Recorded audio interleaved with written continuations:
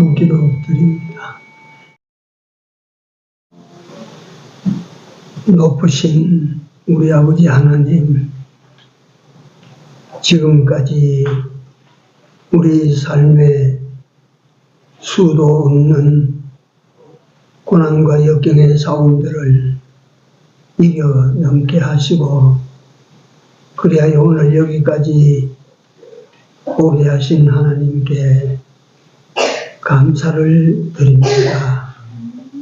또 남은 때에도 우리가 알 수 없는 큰 싸움, 적은 싸움들이 도처에 숨어 우리를 기다리고 있는 줄 아오니, 주 하나님 여호와께서 저희들을 도우시사 이겨나갈 수 있게 하여 주시옵소서. 오후 예배를 드리는 주의 백성들과 같이 하시고, 하나님과 하나님의 은혜로 말미암은 소중한 축복의 시간이 되도록 역사하여 주시옵소서. 예배의 시종을 우리 주님 손에 다가오고 예수님 이름으로 기도 올리옵나이다. 아멘. 찬송가 392장입니다.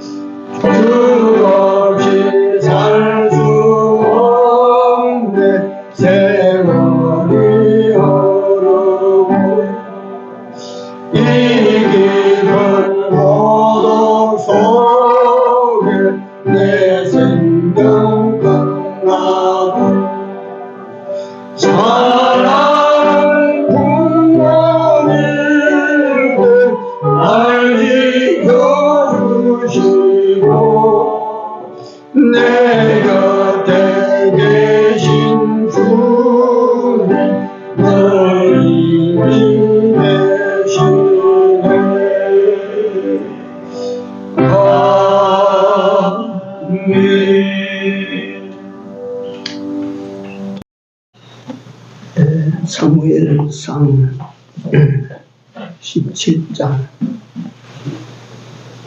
사무엘상 17장 45절에서 47절까지 합독합니다. 자, 찾으신 줄 알고 같이 소리내어 읽습니다. 다윗이 블레셋 사람에게 이르되 너는 칼과 창과 단창으로 내게 오거니와 나는 만군의 여호와의 이름 온 네가 모욕하는 이스라엘 군대의 하나님의 이름으로 네게 가노라. 오늘 여호와께서 너를 내 손에 붙이시리니 내가 너를 쳐서 네 머리를 베고 블레셋 군대의 시체로 오늘날 공중의 새와 땅의 들짐승에게 주어 온 땅으로 이스라엘의 하나님이 계신 줄 알게 하겠고 또 여호와의 구원하심이 칼과 창에 있지 아니함을 이 무리로 알게 하리라.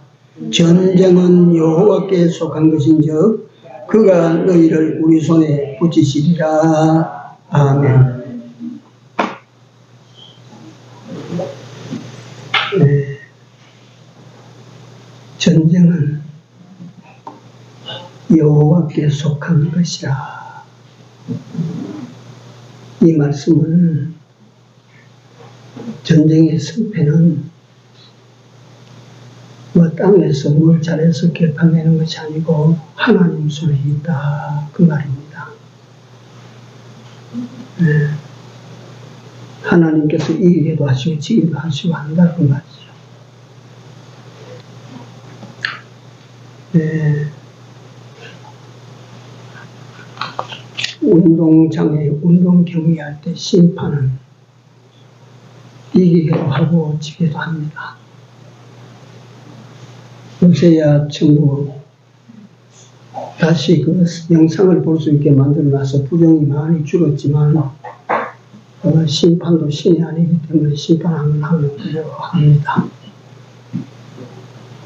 잘 모르시겠지만 여자분들은 특히 그 마라토나라고 하는 그 아르헨티나 출신 축구 선수가 있었는데 축구 신동이라고 그랬죠. 잘했어요. 그 사람이 상대 골문에서 공을 뻥 쳐서 날아올 때 키가 작은 사람이 손을 이래 뻗쳐서 손에 맞춰서 들어가는데 심판이 골인으로 선언했어요. 그건 불법이거든요. 그 공은 운동장 가운데 들어가면 시합장에 들어가면 공은 이 팔이나 손에 맞으면 그거는 반칙이에요. 근데 이 손에 맞아가지고 들어갔어. 근데 심판이 그걸 골인으로 선언했어요. 그때는 VCR이 없었기 때문에 다시 돌려볼 것도 없는 거예요. 그래서 그걸 한간에 축구 역사에서 그 골이는 신의 손에 의해서 들어간 골이다. 제가 이런 말씀은 여담으로 들으십시오.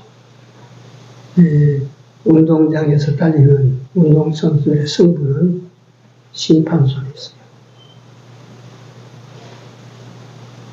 이 세상에 살아가는 인생들에게 인생의 모든 승부는 하나님 손에 있어요.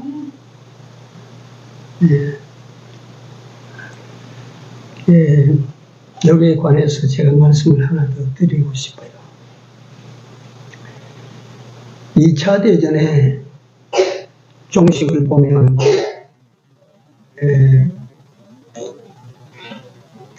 미국이 참전하지 않고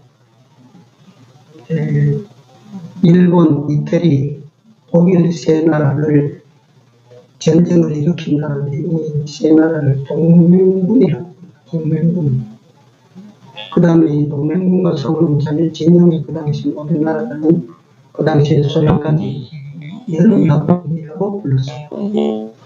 이름적 부위일 때 동맹군이 초반에는 많이 이겼죠. 그런데 이 전쟁 2차 대전이 몇 년이 가고 이래 가도 미국이 꿈쩍 안 하고 가만히 아무 편에도 들지 않고 있는 거예요.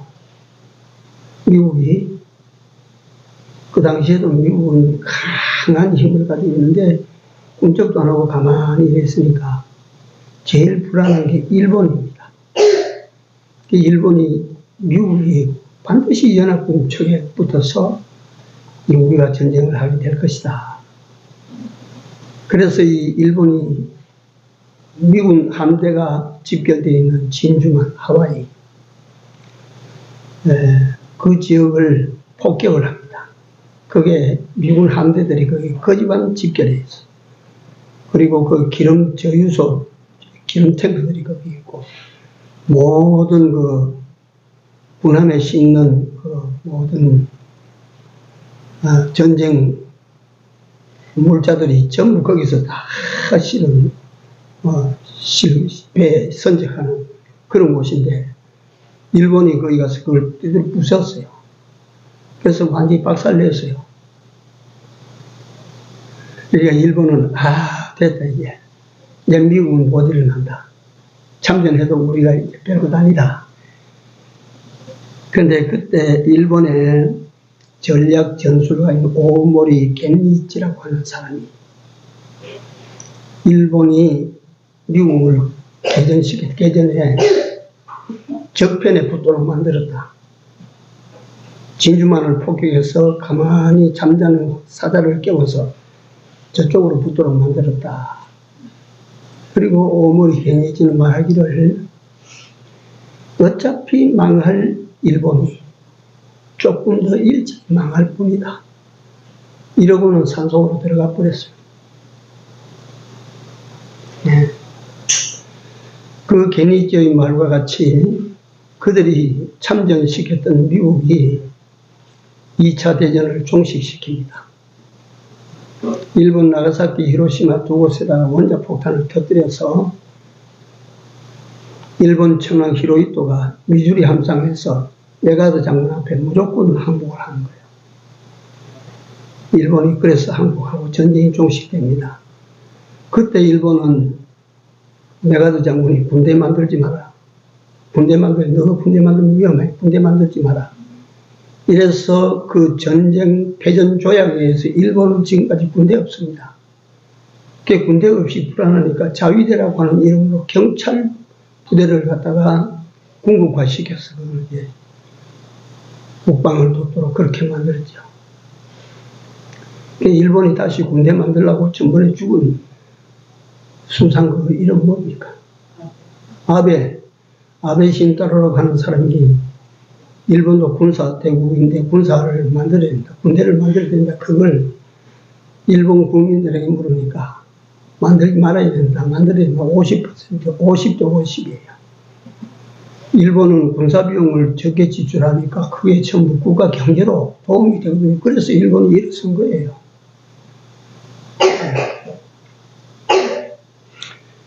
네, 그런데 그때 진주만을 일본이 급습했다고 할 때에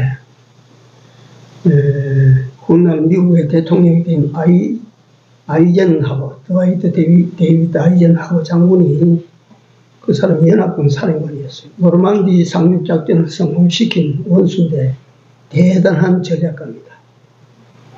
그러니까 이 아이젠하워 장군이 그 소식을 듣고 웃었어요. 활짝 소리 없이.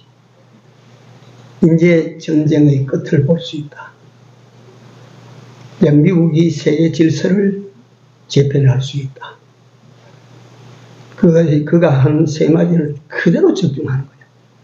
이제 전쟁의 종식이 가까워졌다. 그 다음에 미국이 세계 질서를 재편할 수 있다. 세 번째, 미국은 하나님의 영광을 위하여 싸우는 것이지 일본을 적으로 여기고 싸우지 않는다. 하나님의 영광을 위해서 싸운다.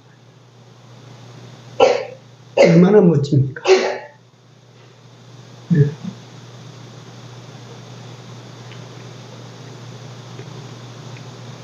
그래서 우리는 이 인생 전체가 전장마당에 싸우는 전사와 같다면 우리는 다른 전술이 없습니다. 하나님께서 나와 함께 하신다. 이거는 성경에 명시해서 우리에게 약속하신 약속이니까 이 하나님은 변개할 수가 없습니다.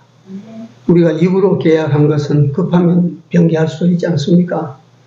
그러나 이 문서로 계약한 것은 문서가 살아있는 한은 변개 못합니다. 하나님께서 내가 너와 세상 끝날까지 항상 같이 있으리라. 마태복음 마지막 장 마지막 절이에요. 28장 20절이에요.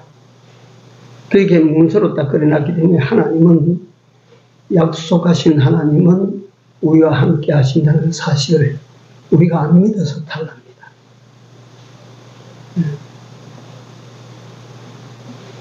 그리고 우리와 함께 하실 그 하나님을 우리와 함께 하신 그 상태로 계속 함께 가실 수 있도록 우리가 살아야 되는데 우리가 자꾸 죄를 범하고 악을 행하니까 하나님께서 딱 함께 하시지 못할 때가 많다는 것을 기억하십시오.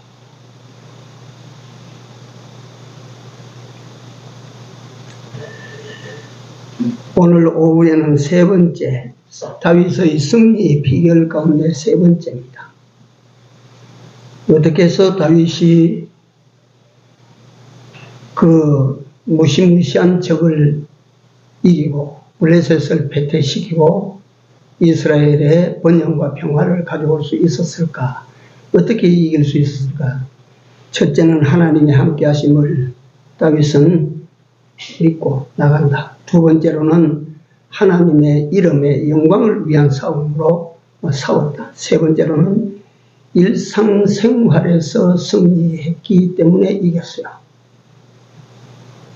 그래서 여러분들과 나의 일상생활이 굉장히 중요합니다. 굉장히 중요합니다.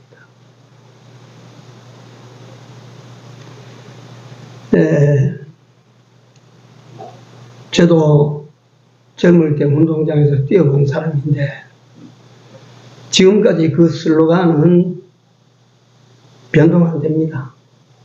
뭐냐면 연습은 실전같이, 실전은 연습같이. 이게 뭐냐면 연습할 때 꼭 실천하는, 진짜 시합하는 것처럼 연습을 해야 돼요. 그리고 실전에 나가서는 그게 실전이라는 역강박관념이 다 벗어버리고 연습처럼 하는 거예요. 이거는 스포츠계, 이거는 만년 슬로건입니다. 그러니까 이게 뭐냐 하면 실전, 다시 말하면 현실적인 내 삶을 이게 뭐 갖다가 가볍게 보고 이렇게 저렇게 아무렇게나 그렇게 유야무야 지나가는 그런 삶이 아니라는 거예요.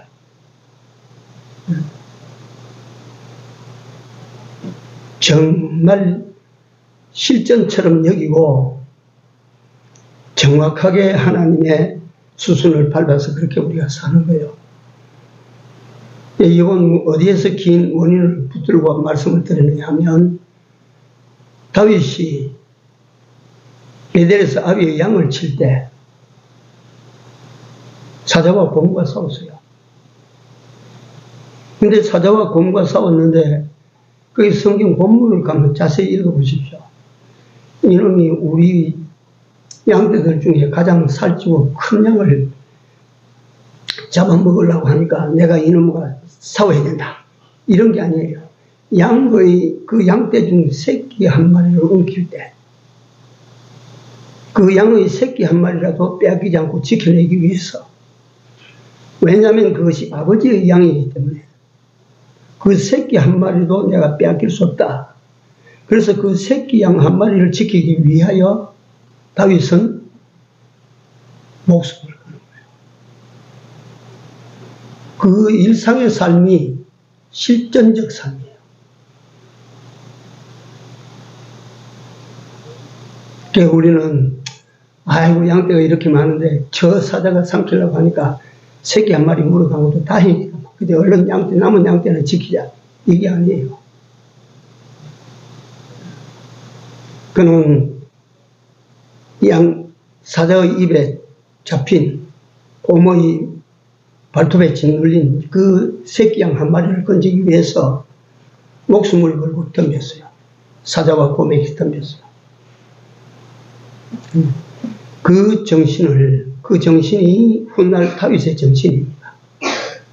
그 정신을 훗날 예수님께서 말씀하시기를 지극히 작은 누구에게 한 것이 소자 하나에게 한 것이 내게 한 것이다. 그 다윗 정신이에요. 그는 현실적으로 그렇게 쭉 산 거예요. 사자나 곰과 싸워본 그 이력이, 피하지 않고 싸워갔던 이력이, 거기에 부딪혀서 그것들과 목숨을 걸고 싸웠던 그 이력이, 그 경험이 골리앗이 요만하게 보인 거예요. 사자와 곰을 이기지 못하고 피했더라면 골리앗에 덤빌 수가 없어요. 그래서 골리앗을 이기고 전쟁을 승리로 이끌게 된 다윗이 가지고 있었던 남이 알지 못하는 비장의 무기는 일상적 생활이 실전과 똑같았다. 하나님 앞에서 우리 사는 삶은 이렇게 엄중합니다.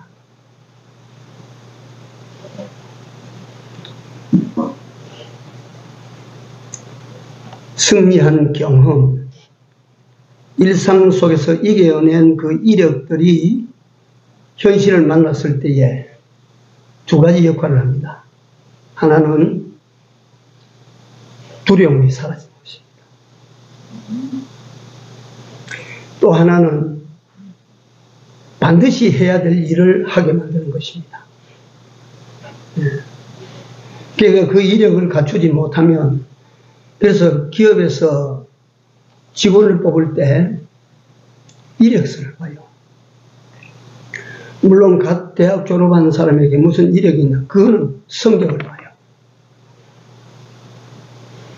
그래서 회사에 다니고 뭐 이래 한 30대, 35 일이 넘어가면 학력, 이력, 이거 그거 보는 거예요. 사람 얼굴 보는 것도 아니고, 신장을 보는 것도 아니고, 이력을 보는 거예요. 성도는 하나님 앞에 설 때까지 모든 일상의 모든 생활은 하나님께서 인정하실 수 있는 이력을 쌓아가는 삶인 것을 잊지 마십시오. 날마다 하나님 앞에 만날 때를 대비해서 그날에 칭찬받고 그날에 상급받을 내 이력을 만들어가는 것이 여러분들과 나에게 하나님이 주신 이 오늘 하루요, 세상 살.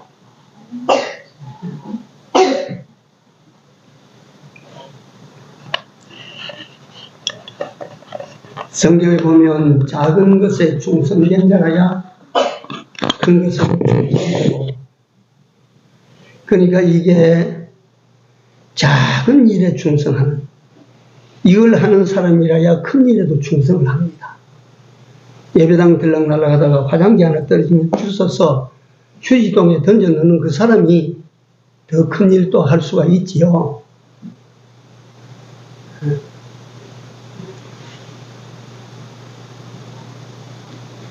길거리에 다닐 때 별것 아닌 것 같아도, 우측보행, 그게 관리하고 법이니까 우측보행 하는 사람이라야 다른 큰 법도 다 지켜요.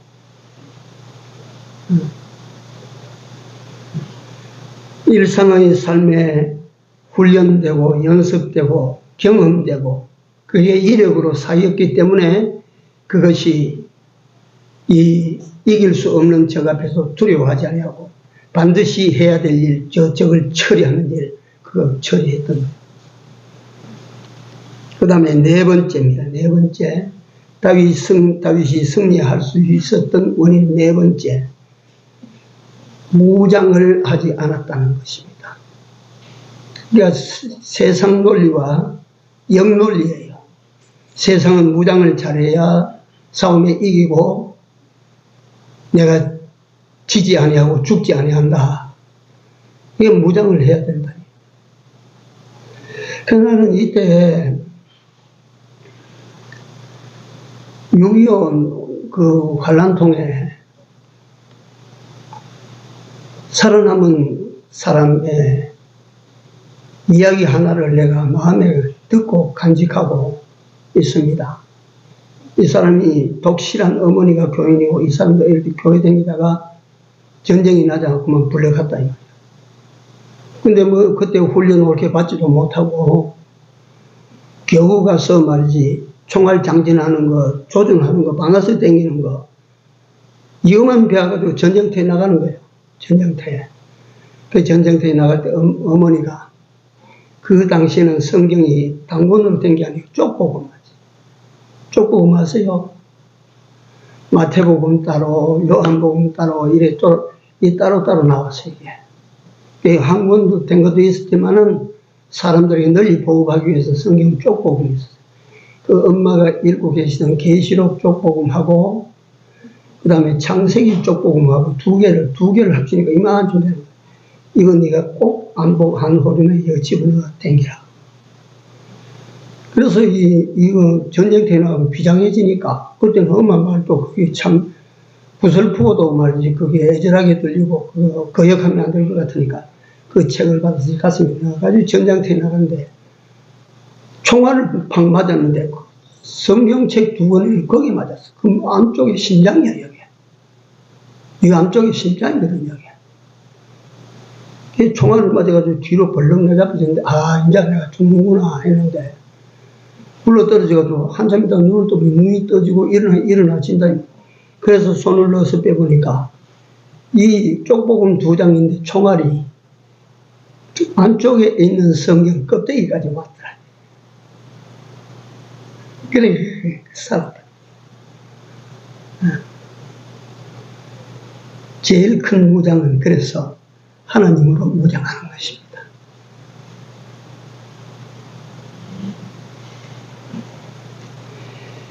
사울은 체구가 작은 사람, 큰 사람이고, 다른 사람보다 어깨면 더 크다니 큰 사람이고, 다윗은요, 상대적으로 작았습니다. 그러니까 사울이 입던 옷이 맞습니까? 투구가 맞습니까? 그러니까 물리적 이치로 보면, 또 다윗의 무기는 창과 칼이 아니지요. 다윗의 무기는 막대기, 돌멩이고, 이건 지천에 깔려 있는 거예요.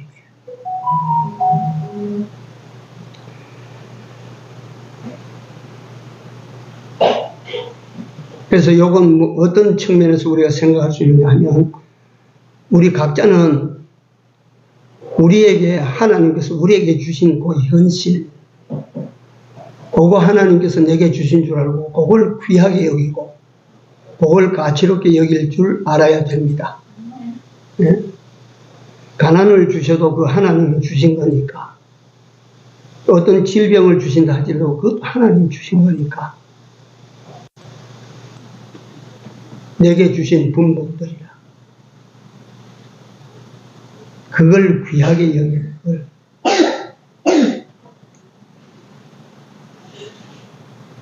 무장을 하지 않았다. 거기에서 또 한 가지 생각할 것은 세상적 방법이나 인간적 원리나 이런 것을 사용하지 않았다.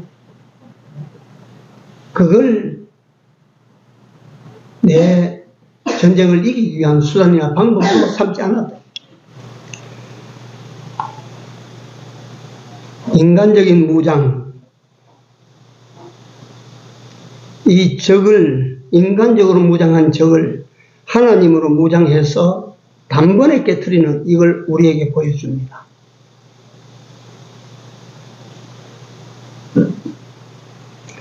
시편 33편 16절에 많은 군대로 구원 얻을 왕이 없으며 용사의 힘이 커도 스스로 구원치 못하느니라.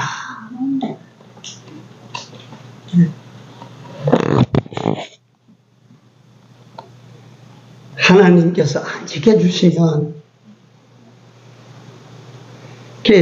제가 요새 요 앞서 지나가는 폭우 쏟아지고 물 난리가 난 그걸 보면, 야, 저 사람들은 산이 좋다고 산속에 집을 갖다 잘 지어서 살았는데, 이런 거 겨울 되니까 불이 나니까 확 타버리고, 강가에 좋다고 살았는데 강가에 여름에 홍수가 나서 물이 터지니까 휙 떠내려가 버리고. 어디가 살아야 제일 안전하겠어요? 어디가 제일 안전한 곳입니까? 그러니까 하나님께서 안전히 살게 하실 때 우리가 사는 것이지, 우리가 거처를 어디에다 장만했다, 내가 인간적인 방법으로, 세상적인 방법으로 어떻게 내가 단속을 해서 내가 이렇게 좋은 곳에 산다, 소용없는 짓이에요. 소용없는 짓이에요. 요번에 보니까 뭐 소용없어. 벤치를 타도 소용없어. 하나님께서 뭐 잡으려고 하니까 물이 들어오는 굴 밑에 들어가서 거기서 죽을 줄 누가 알아? 벤치 탄다고 살아? 무장을 하지 않았다는 것은 인간적인 방법을 의지하지 않았다. 세속적인 수단을 의지하지 않았다. 우리는 자꾸만 문제가 생기면 인간적인 방법을 찾고 세속적인 수단을 갖다 우리가 모색하는데 그거 못 이깁니다. 그래가지고 그거 이기는 길이 아니에요. 그래 우리 하나님을 자꾸만 시시하게 만들면 안 돼요. 갖다가.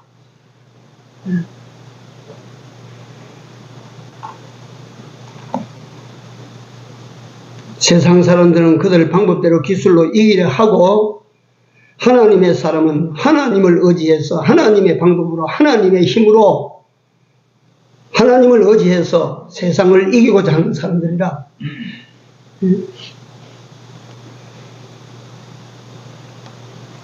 그래서 성경에 제가 이 문제를 두고 보니까, 지혜로운 사람은 그로 싸우도록 만들어요.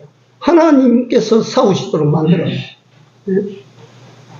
그리고 이사야 선지자를 보니까 그로 뭐하지 못하게 하라, 쉬지 못하게 만들어라. 이 사람이 지혜로운 사람이라.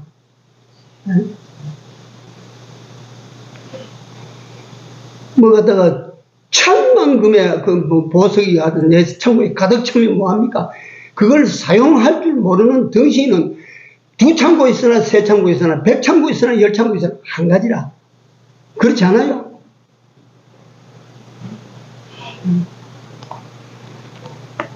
내게 주신 하나님의 힘 작아도 이것을 바로 쓸 줄 아는 사람이 위력을 떨칠 사람이고 능력이 있는 사람이고 그게 기능이 있는 사람이지, 많은 걸 줬는데도 그거 하나도 갖다가 바로 쓰지 못하는 그거는 그게 무능이야. 그건 못 이기는 거예요, 세상에서.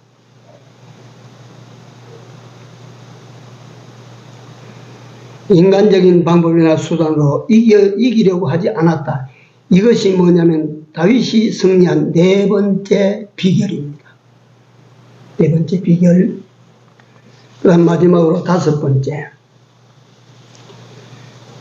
전쟁터에 보니까, 전쟁할 때 보니까 다윗이 홀로 나갔어, 홀로. 그 상상을 한번 해보십시오. 그냥 우리가 성경 읽고 목사가 말하니까 전화기 듣고 아무 생각 없이 지나가지 마시고 그 광경을 한번 이 시간 생각해 보십시오. 이놈 골리앗이라는 놈이 매일같이 나와서 이스라엘 진압해서 이스라엘의 하나님을 욕하고 그 하나님을 믿는 사람들을 어리석은 인간이라 그렇게 자꾸 갖다가 퍼부어대고 하는데 얼마나 믿겠어요. 힘이 모자라니까 처리를 못하고 하나님의 이름을 갖다 그렇게 무시다 못하도록 멸시다 못하도록 만들어놨으니 얼마나 속이 터지겠어요. 그러고 이놈은 유유히 돌아간다. 그런데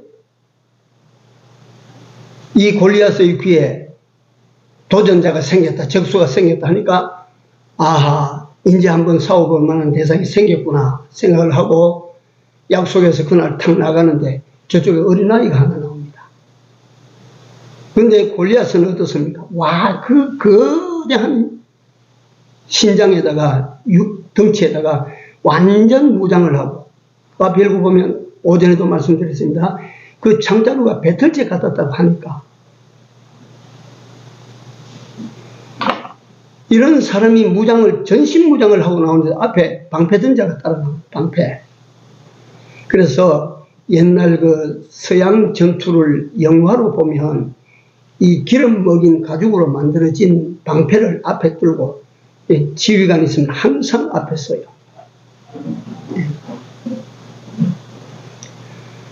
그런 방패잡이까지 내세워서 그렇게 나오는데 다윗은 저기서 나오는데 어린아이가 혼자 나오고 막대기 하나 들고, 네가 무슨 백으로 그래 나오니? 네가 뭘 믿고 그래 나오니? 네가 믿는 데가 없이는 그렇게 나올 리가 있나? 네가 철이 덜 들었든지 전쟁이 어떤 것인지 모르든지 아니면 백이 있든지 무슨 다른 수단을 갖다 숨겨놓고 있든지, 그렇지 네가 그 상태로 나와서 나를 상대하겠느냐? 가만히 그 두 사람을 상대해 봅니다. 하나는 이렇게 그 하나는 요만하고, 하나는 갖다 어마어마한 무장을 하고, 하나는 목동 때 입었던 그 벌렁벌렁한 그거 입고 이 머리 이거 바람에 벌렁벌렁 날리면서 막대기 하나 들고 나간다.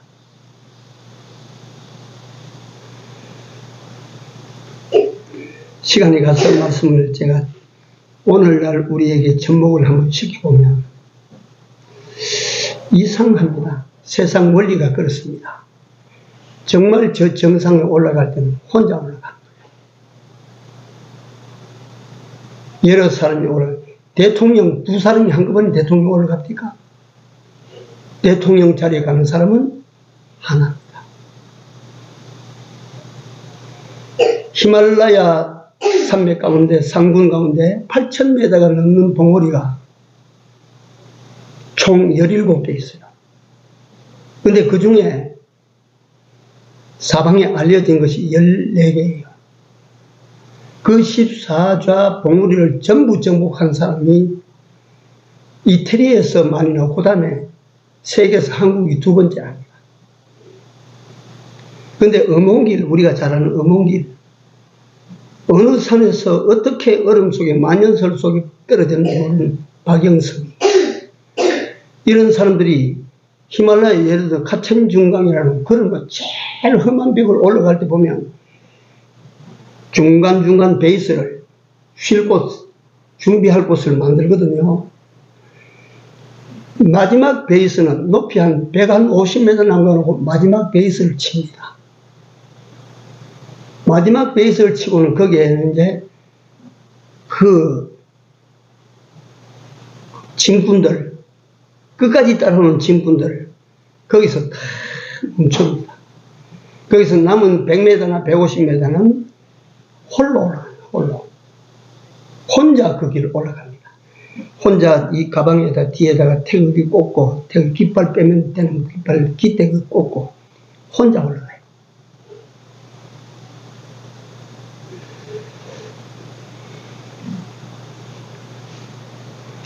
배경희 목사님께서 우리 신앙 인생을 말씀하실 때 독행, 독보라 그랬어요.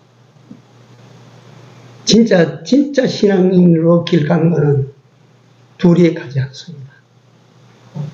내 혼자입니다. 성경에 보니까 엘리야가 그리시네가에 혼자 숨어 있다가 그 홀로 된 삶이 끝나고 난 다음에 바알 선지 450명과 싸워서 이겨냅니다.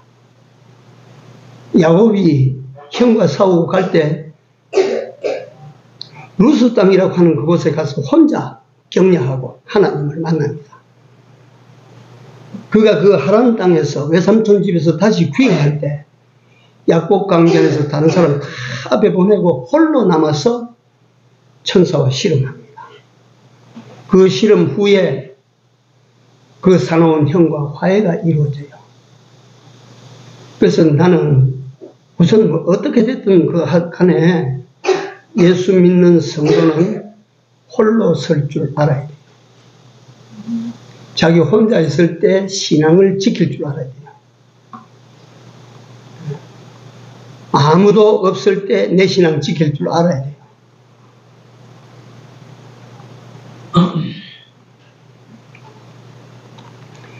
예수님께서 십자가를 지시고 비아 돌로로서 그 길을 올라가실 때 떡 얻어 먹은 사람, 병 고침을 받은 사람, 죽었다가 살아난 사람, 그 주님을 통해서 기적을 경험하고 기적을 체험했던 사람들, 3년 동안 예수님을 따라다니면서 온갖 귀한 역사를 보고 말씀을 들었던 제자들 다 떨어지고 예수님 혼자 십자가 지고 올라가셨어요.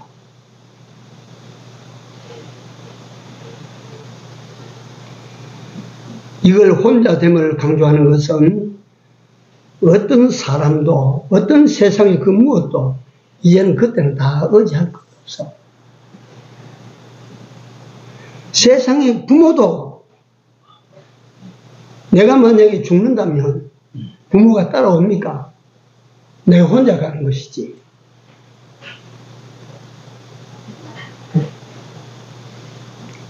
이 무서운 적과의 싸움에서 이 다윗이 모든 것을 다 물리치고 혼자 나갈 때 다윗은 누구만을 의지합니까? 누구만을 바라보겠습니까? 여러분, 우리가 그거 알아야 돼요. 우리 사람이 어리석다, 미련하다 하는 것은 내게 의지할 만한 조그만 것이 있으면 이 이야기가 성경에 보면 사사기입니다. 뭔가 조그만 의지할 게 있으면 하나님 의지를 뚝 떼서 여기 의지하는 거예요. 의지할 것 되지 못하는데 하나님을 의지하던 사람이 그만 그걸 뚝 떼서 이걸 의지하는 거예요. 홀로 나아간다고 하는 것은 나는 전적 하나님의 손에 나를 맡겼습니다. 나를 돌보실 이는 하나님밖에 없습니다. 내가 바라볼 대상은 하나님밖에 없습니다. 내가 의지할 이는 하나님밖에 없습니다. 그래서 그 하나님을 향한 그 마음이 화고부동에 딱 굳어질 때 골리앗 앞에서 즐거운 거예요. 막대기 들고. 이것이 오늘 이 5가지가 다시 말하면 제가 말씀드린 이 5가지가 승리의 비결이다. 제가 그것만 제목만 읽어드리겠습니다. 첫째, 하나님이 나와 함께 하심에 대하여 의심하지 말아라. 확고부동한 믿음을 가져라. 두 번째, 모든 싸움을 땅 따먹기, 세상 차지하기 그 싸움인데 그걸 우리는 하나님과 하나님의 영광을 위한 싸움으로 바꿔라. 세 번째, 일상의 생활에서 승리하라. 일상의 삶에서 승리하라. 네 번째, 무장하지 말아라. 세상적인 조건 갖추고 세상적인 그 방법을 다 취득해야 내가 세상에서 성공하지, 승리하지. 아닙니다. 그건 다 벗어야 돼요. 그 다음에 5번째 뭐예요? 홀로 하나님과 나만 있으면 됩니다. 다른 사람은 보지 못합니다. 하나님만 계시면 나는 이깁니다. 기도합시다.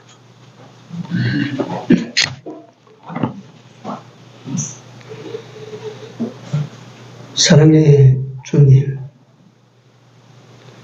그 옛날 다윗은 전 이스라엘이 이길 수 없었던 원수 대적을 그같이 쉽게 이긴 모습을 기록해서 오늘 우리에게 담아주셨나이다.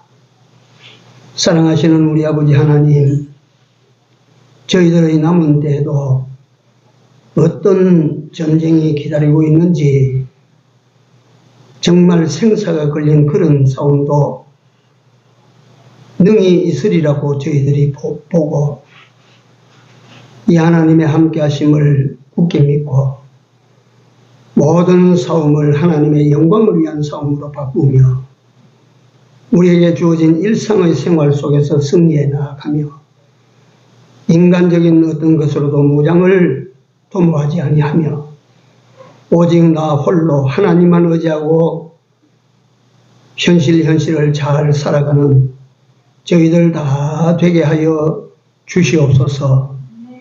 아버지 하나님의 도우심이 없이는 이 크고 강한 세상을 저희들 힘으로 이기지 못하오니 여호와께서 다윗이 이기게 하심과 같이 우리도 이 방식대로 나아가면 반드시 이길 줄을 믿사옵고 이 방법대로 남은 때를 살아서 우리 아버지 하나님 여호와를 영화롭게 해드릴 수 있는 우리 모두가 되게 하여 주시옵소서.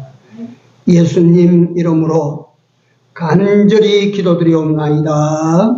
아멘. 433장입니다.